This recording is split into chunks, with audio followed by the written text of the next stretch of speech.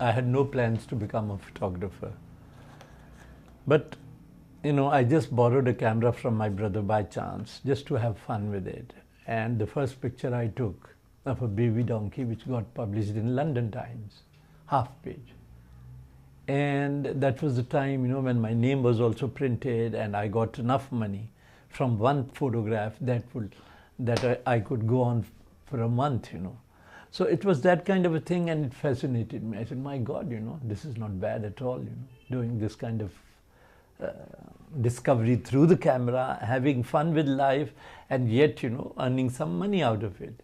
The more I looked through the camera, I discovered that I can take a close look at the world. My energies, my mind, everything became very focused and clear. And this is how I thought, I can see the world from a very close, intense quarters. So basically it was black and white all over. So, the more I started using camera and started focusing on life, it was a journey into life, through the viewfinder. Because if you have different colors in any given space and they may not gel with the mood of the situation, the picture doesn't work well.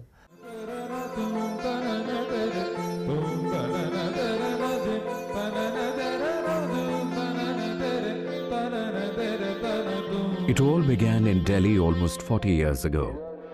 The beginning of a journey to explore through the lens eye the diversity of India, the land, its soil, its myriad colors. This journey had no pattern and literally evolved on its own as time progressed, compelled as Raghu was by his creative impulses.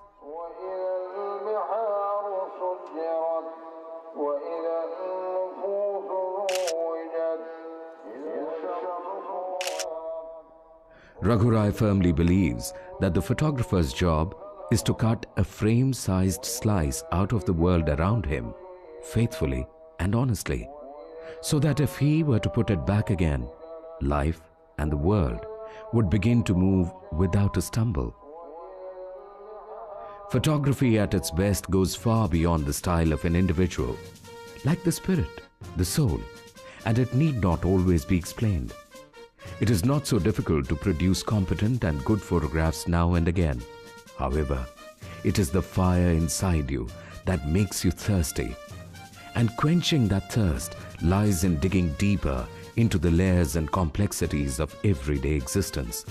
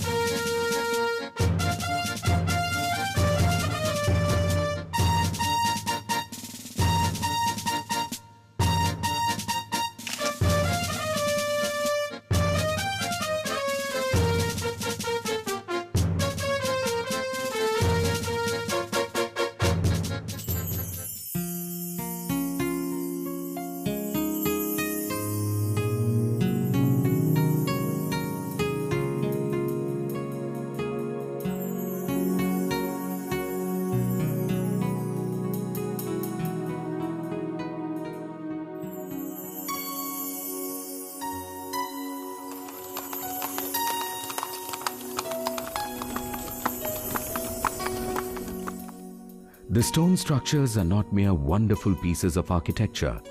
They still vibrate. And vibrations come in gentle whispers. Only in moments when your mind is still and there is silence in you. To be able to experience, realize and capture the infinite beauty of these silent sentinels to a time gone by, one has to be like a clean mirror that has the sensitivity and the discipline of the medium to capture and reflect what is, not to judge, but to let the situation, that framed slice of life, speak for itself, like the monuments themselves, that seem to communicate some message to humanity through the unmitigated silences that permeate around them.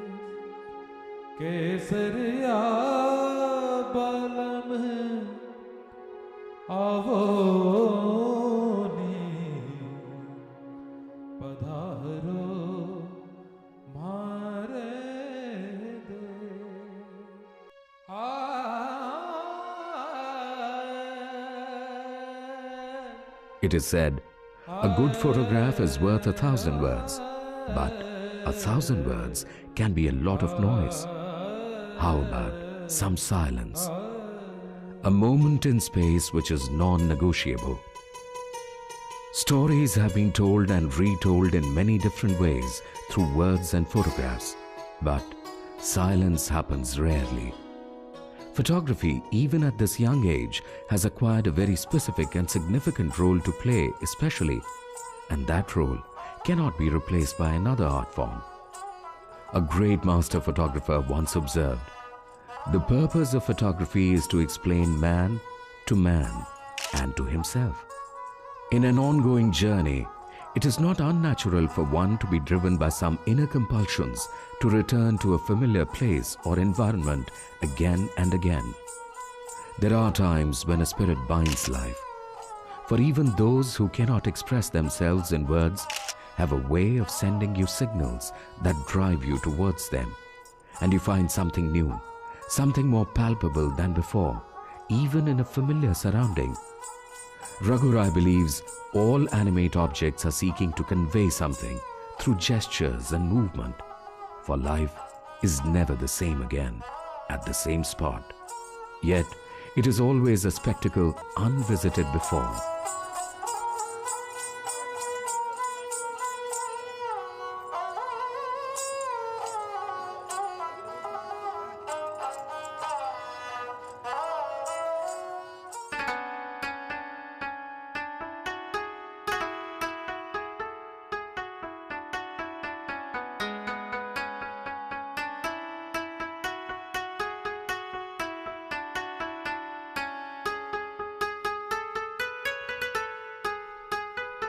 A muse to poetic outbursts, Kashmir has a timeless beauty that not even a living prophet of doom can eliminate.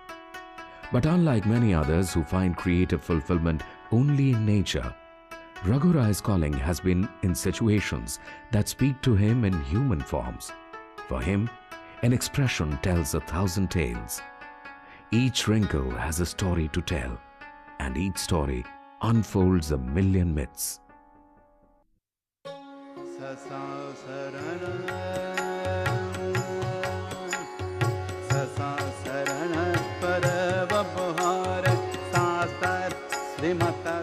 A distinct timelessness invades the fulcrum of life in India.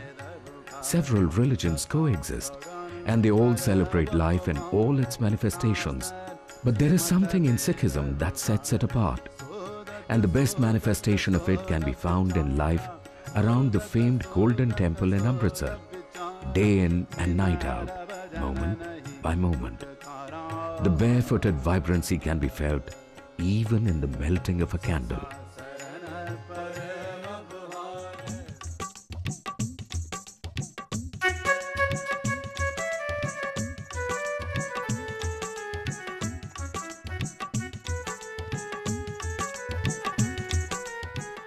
Over the centuries, so much has melded into India that it is not really one country. It is not one culture. It is crowded with cross-currents of many religions, beliefs, cultures, and their practices that may appear incongruous. But India keeps alive the inner spirit of her own civilization with all its contradictions. Here, several centuries have learned to live side by side at the same time. And a good photograph is a lasting witness to that, as a photo history of our times. India revels in vivifying life, both in vivariums and tumultuousness. And it is a riot of colors that is evident near flowing waters, giving vent to ancient philosophy that life is transient, and the world merely an aberration in man's eternal journey through timelessness. Photography is nothing but capturing the time we live in.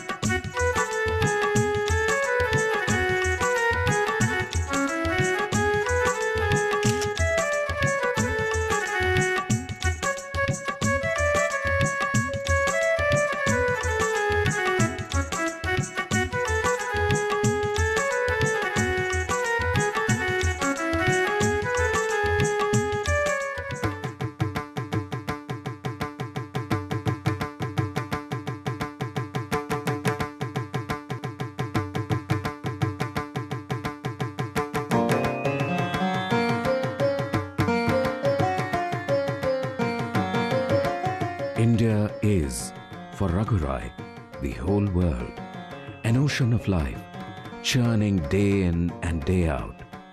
At the same time, it is too vast a landscape to be captured by a single or even a multitude of individuals, however facile-footed they might be.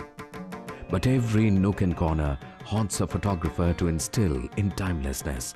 For Raghu Rai, to be haunted by this desire is to acknowledge the existence of God, the journey of the spirit, and the demands of posterity.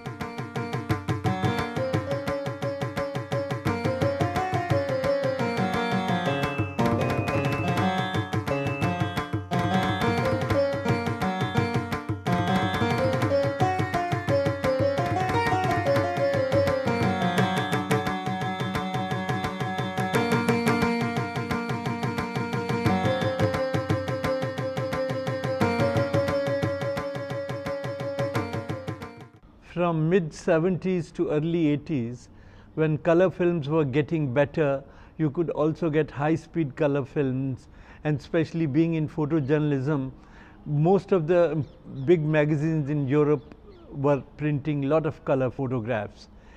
And then that was the time, early 80s, I started shooting for Time magazine, and then I started doing stories for National Geographic.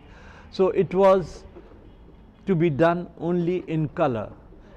And since we see everything in color, and life is so colorful, and India is being such a colorful country, so it was becoming important that I photograph the world around me in color. And gradually there were more controls and more fast lenses also available, so the transition from black and white to color was inevitable and very natural. Or even in those years I used to carry two cameras, one for color, one for black and white. So even if I am doing an assignment for somebody in color, I will still carry my black and white camera and choose which is good for this situation, whether I need to photograph it in color or black and white. A city of contrasts and contradictions. Dreams, aspirations, despair, joy, commerce, and always a new beginning. A city that rises to the moods and colors of the sea. A city that literally never sleeps. A city that grows on you frame by frame. A city that holds almost the whole of India in its mirrored and mirrored folds. Vibrant and alive to the sights and sounds of life, ever dying and reinventing itself, it is a survivor. And that's what makes it all the more alluring. It is majestic and magical.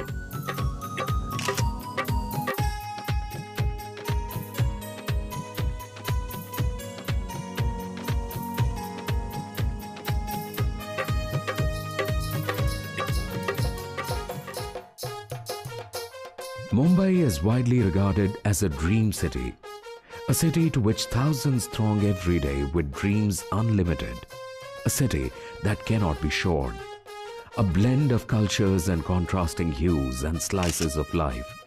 Mumbai denies bounding down by any means or mediums.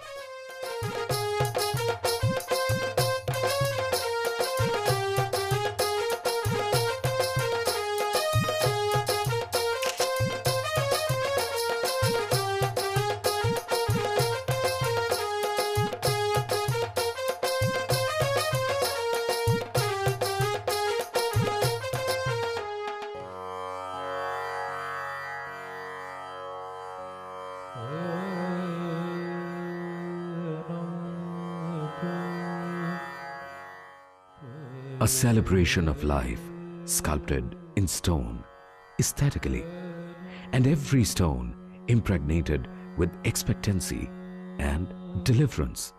The temples of Khajuraho are a living testimony to the cravings of love. Every engraved piece is an unmatched marvel. Unlimited in vibrancy, Raghu has sought to reach the emotions manifest in these timeless forms.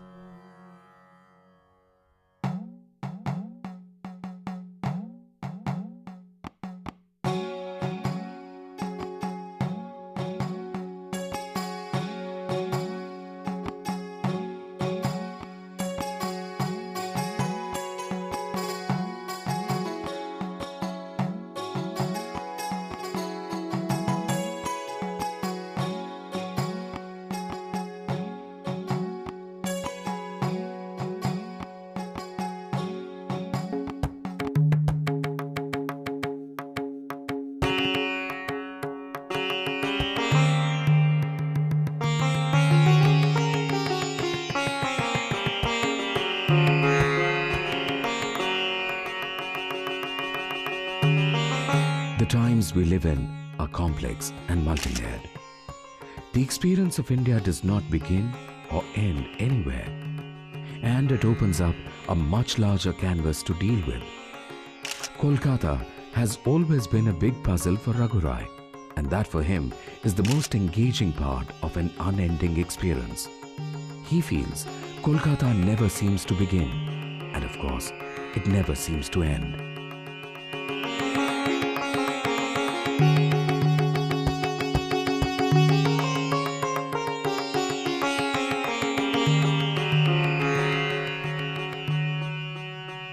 The photographer in him finds in the city possibilities that open the road to salvation of all sorts. Yes, this is one Indian city which is forever alive to the sights and sounds to almost every human endeavor. Does this vibrant city ever stop you to breathe abnormally? Probably it does, because it yearns to seek deliverance. It yearns to be redeemed. But can one dare?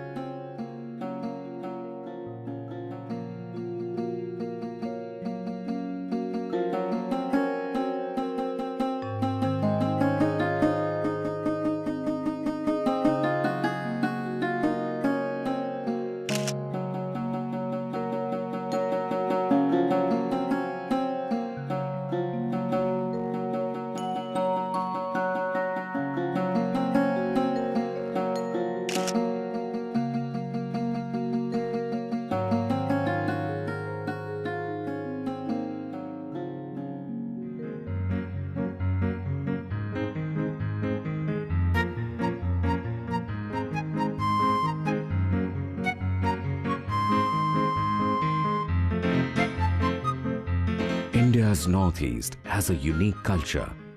There are no confluences, and the contrasts spell out contours of life that are musical and spiritual at the same time. It seems to be a place on earth where man and nature learn to coexist in complete harmony. Curiosity can also sometimes lead to confusion, and it is moments such as these that the artist in Raghu feels bewildered about and what they are trying to convey. That's probably what they call unity in diversity. And experiencing this reality opens up new vistas.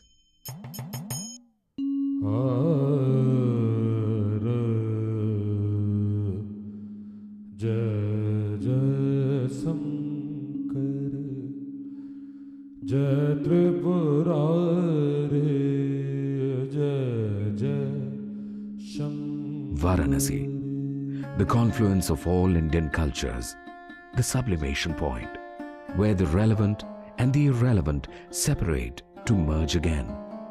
At times, different meditations merge into one, and they gather in a single space, simply a spontaneous collection of circumstances. Raghu stands amid this human deluge, trying to untangle the merging and emerging of various colors and recharge. It energizes and enriches itself. It's life's longing for itself that makes one go on. That's what India is all about, where several centuries and several moments can live and vibrate through each other and beyond. That challenges the vision of the past, and the only choice is to open up the understanding inside and the space outside. It is the panoramic experience that allows Raghu to photograph for posterity the throbbing of several energies on one given canvas.